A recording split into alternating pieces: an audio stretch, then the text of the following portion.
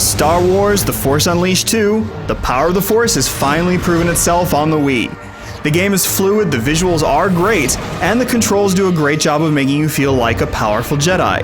The gameplay suffers from a lack of enemy variety, and there are a few gotcha deaths that can frustrate, but not only is it more exciting than the original Force Unleashed, but it's the best of the versions of Force Unleashed 2 available on consoles, and the longest too for that matter.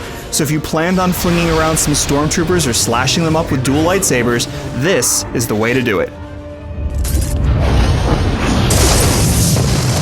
You're lucky my client forbids disintegration. The story is not as impressive as that of the original, but it is interesting. On the watery planet of Kamino, Darth Vader hovers over a familiar figure. It looks to be Starkiller, but is it really him? You step into this man's shoes and begin your search for the truth, not to mention the search for Juno Eclipse, Starkiller's former pilot. The voice acting and cutscenes are excellent, even the Wii-specific ones that further the story in ways the other versions didn't. There's also a great sequence on Dagobah that shows just how much the other versions lack. But if this is the only version you play, that doesn't matter. What matters is that the story isn't as good as in the original, but it still has a few poignant moments that will draw you in. The Force Unleashed 2's visuals will also draw you in. You don't do battle in a whole lot of different places, but the environments are varied enough within themselves that you probably won't tire of them. The art design is great, and the visual fidelity is far improved over the original. Unfortunately, variety is not the gameplay's strong suit. You fight the same stormtroopers, jump troopers, mechanical spiders, and big robots time after time. The good news is that the combat is really fun and makes good use of motion controls.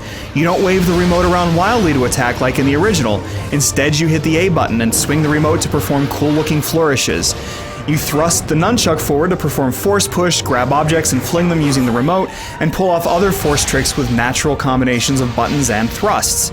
By saving the waggling for the most powerful moves, the game makes those moves feel special and exciting. The action looks great, moves flow smoothly from one to the next. There are some problems with level design, however. The platforming feels good, and a few of these sections work out nicely and mix up the pace.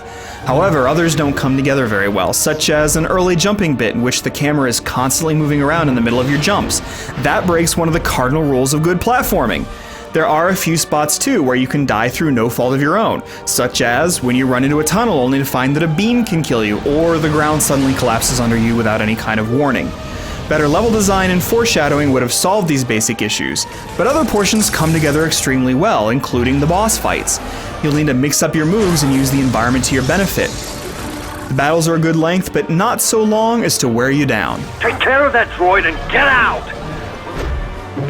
Star Wars The Force Unleashed 2 also features local multiplayer, which is essentially Super Smash Bros. Without the careful balancing and crisp animations. It isn't bad as rip-offs go, letting each of 4 players select a character and leap around and duke it out in 2 dimensions. A few spammable moves lead to some imbalanced matches, however, so this is more of a fun curiosity than a go-to mode to bust out and play with your friends. But issues aside, Star Wars The Force Unleashed 2 is a good step forward and a definite improvement over its predecessor.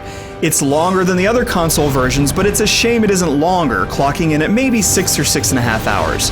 But if you can get past the length and a few other idiosyncrasies, you're bound to have fun watching your Jedi skills come to life on the screen. You